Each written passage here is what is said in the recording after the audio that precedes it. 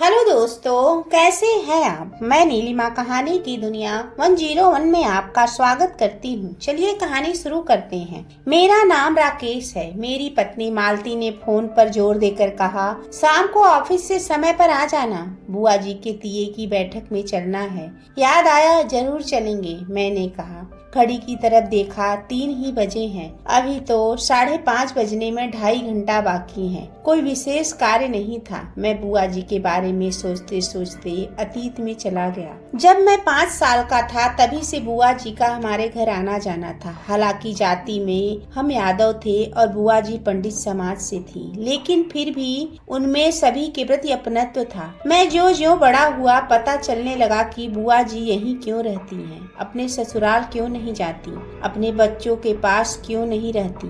10 से 12 साल पहले ही मुझे पूरी कहानी मालूम हुई थी। बुआ जी की शादी जब वे 18 साल की थी, खूब धूमधाम से गांव के 40 किलोमीटर दूर एक गांव में हुई थी। ससुराल में देवर, जेठ, ननद, भरा भूरा पूरा परिवार था। बुआ जी घर परिवार के सभी कार्यों में निपुण थी। शीघ्र ही ससुराल में सब काम मन मोह लिया था। शादी के समय फूफा जी अपने 3 भाइयों के साथ संयुक्त परिवार में रहते थे, लेकिन धीरे धीरे सबने अलग अलग घर बसा लिया। शादी के 4-5 साल बाद भी बुआ जी के कोई संतान नहीं होने से बुआ जी थोड़ी चिड़चिड़ी रहने लगी। 60 बीघा खेती की जमीन और गाय भैंस आदि की देखभाल बुआ जी और फूफा जी ही दोनों ही करते थे। कई डॉक्टरों आदि से इलाज करवाया, लेकिन कोई फायदा नहीं हुआ।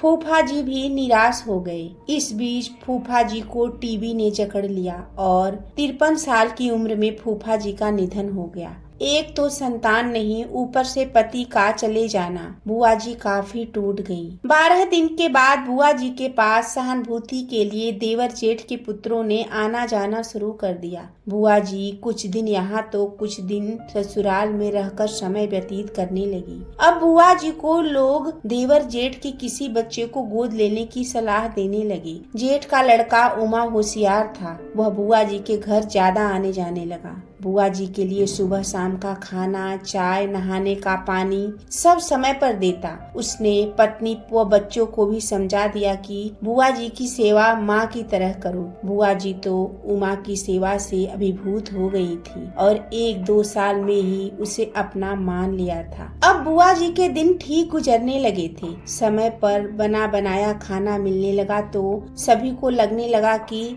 अब बेचारी का बुढ़ापा ठीक से गुजर जाएगा। पीहर से भी भाई भतीजे जाते तो कहते, बुआ जी जमीन जायदाद अभी किसी के नाम मत करना। बुआ जी कहती, नहीं भाई, उमा मेरी सेवा खूब कर रहा है। लेकिन बुआ जी को यह सुख 2-3 साल से ज्यादा नहीं मिला। होली पर बुआ जी 20-25 दिनों के लिए पीहर आई तो पीछे से उमा ने फर्जी कागज तैयार करके सारी खेती व घर की जमीन अपने नाम करा ली। बुआ जी जब वापस गई तो देखा कि उमा, उसकी पत्नी व बच्चे सीधे मुंह बात भी नहीं कर रहे हैं।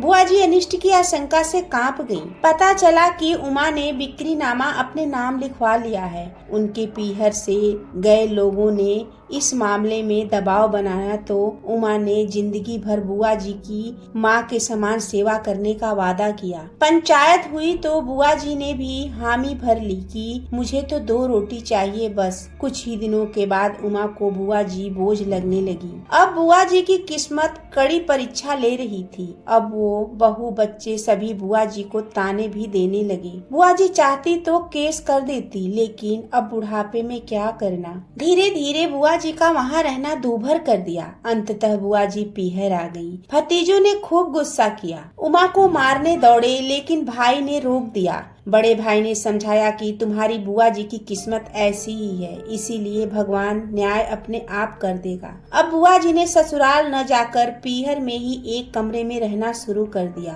और इधर उधर या थोड़ा बहुत घर में काम करके समय गुजारने लगी। 65 वर्ष की उम्र में भी बुआ जी जितनी सक्रिय थी उतने हम भी इस उम्र में नहीं थे। अब बुआ जी ने अपनी निश्चित दिनचर्या बना ली। सुबह 5 बजे उठकर स्नान ध्यान के बाद पूजा और फिर मोहल्ले मोहल्ले में सभी के घरों का हाल चाल पूछना, सुख दुख को बांटना आदि। सभी गर्भवती का ध्यान रखना, उसका टीकाकरण, उसकी खुराक, उसकी सुबह शाम दवाएं लाना, प्रसव के समय दाई या नर्स के साथ रहना, प्रसव के बाद 2-3 महीने तक जच्चा बच्चा की नियमित देखभाल आदि। अब बुआ जी की धीरे धीरे पूरे गांव में चर्चा होने लगी। शादी ब्याह का काम, पूजन आदि संबंधी कार्य, कोई भी सामूहिक रीति रिवाज का कार्य गांव में हो तो पहले बुआ जी। अब बुआ जी गांव की बुआ तो थी ही, बल्कि सगुन की प्रतीक मानी जाने लगी। बुआ जी की खुद की संतानें नहीं थी, लेकिन अब कई नवजातों को अपने हाथ से घुट्टी पिलाकर अपने आप को धन्य मान रही थी।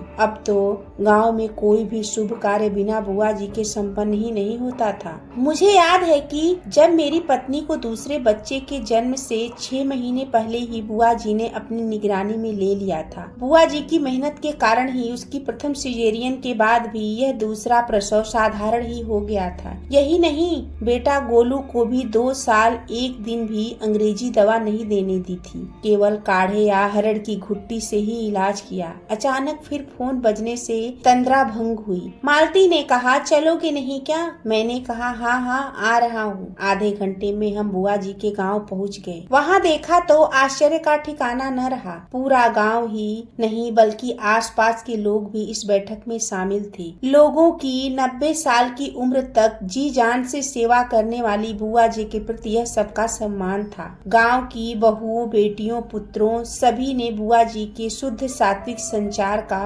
प्रवाह उत्पन्न कर दिया था। इस दौरान मुझे पता चला कि उमा के एक हाथ और एक पैर में लकवा मार गया और वह खाट पर से उठ भी नहीं सकता। उसकी पत्नी भी टीबी का शिकार हो गई है। दोनों बच्चे भी शराब की लत के कारण सारी खेती जमीन बेचनी पड़ी। उसकी बेटी भी ससुराल से आकर घर ही बैठी है। दूसरी तरफ बुआ जी गुजरने पर सारा गांव रो रहा है। लगता है बुआ जी अपने जाने के बाद एक नहीं कई बुआ जी तैयार कर चली गयी, जो उनसे आगे बढ़कर लड़कियों की शिक्षा, उनसे भेदभाव, उनके बाल विवाह को रोकना, उनमें अधिकारों के प्रति जागरूकता और पैरों पर खड़े करने जैसे कार्यों में जुटी हुई हैं। मैं और मालती बुआ जी की एक फोटो लेकर भावुक होकर वापस लौट आए। दोस्तों, कहानी कैसी लगी? अगर अच्छी लगी तो प्लीज एक लाइक, कमेंट और चैनल को सब्सक्राइब करें और हाँ, बेल आइकन को दबा दें, जिससे सारी नई कहानियाँ आप तक पहुँचती रहे। धन्यवाद।